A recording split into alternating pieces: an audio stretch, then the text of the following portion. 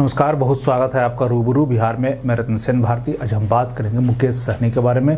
साथ ही हम जानेंगे मुकेश सहनी की ख्वाहिश को भी, और उसके बाद एनडीए के नेता कैसे परेशान हो गए, इसके बारे में भी हम आगे विस्तार से जानेंगे। बिहार की राजनीति के साथ साथ उत्तर प्रदेश की राजनीति में अपनी किस्मत आजमाने वाले वीआईपी प्रमुख मुकेश सहनी की इच्छा धीरे धीरे बढ़ने लगी है।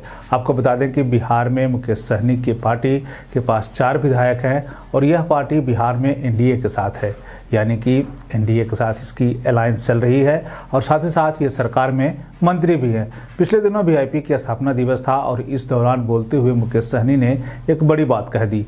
इस दौरान उन्होंने अपनी इच्छा को जाहिर की है। उन्होंने कहा कि वह बिहार में मुख्यमंत्री बनना चाहते हैं। आपको बता दें कि बिहार की सत्ता में काबिज राजग है और बिहार एनडीए के साथ ही जदयू से नीतीश कुमार मुख्यमंत्री हैं, लेकिन इस गठबंधन में सबसे बड़ी पार्टी बीजेपी है। उसके पास वर्तमान में 74 विधायक है, जबकि 43 विधायक वाले जदयू से मुख्यमंत्री बने हैं। वहीं अब पशु एवं मत्स्य संसाधन मंत्री मुकेश सहनी ने कहा है कि राजनीति में हर व्यक्ति आगे बढ़ना चाहता है। उन्होंने कहा कि मंत्री के बाद हर कोई मुख्यमंत्री बनना चाहता है। ये निषाद समाज के लिए गर्व की बात है। इस दौरान उन्होंने यह भी कहा कि अगर उपचुनाव में जदयू के उम्मीदवार नहीं जीतते तब नीतीश कुमार की सरकार संकट में आ सकती थी। मुकेश सहनी ने लालू यादव से अपने रिश्ते के बारे में बोलते हुए कहा कि लालू यादव से हमारी बात होती रहती है, लेकिन पटना में उनसे मुलाकात नहीं हुई है। उन्होंने लालू परिवार के बिहार से बाहर जाने को लेकर बोलते हुए कहा कि ये परिवार अब प्रवासी हो गया है, जैसे हम प्रवासी बनकर मुंबई गए थे। उन्होंने यह भी कहा कि सरकार बने 1 साल हो गए हैं और उस अवधि से तेजस्वी यादव लगातार बिहार से बाहर ही हैं। यहाँ तक कि दिवाली जैसे त्यौहार में भी बिहार छोड़कर चले गए हैं।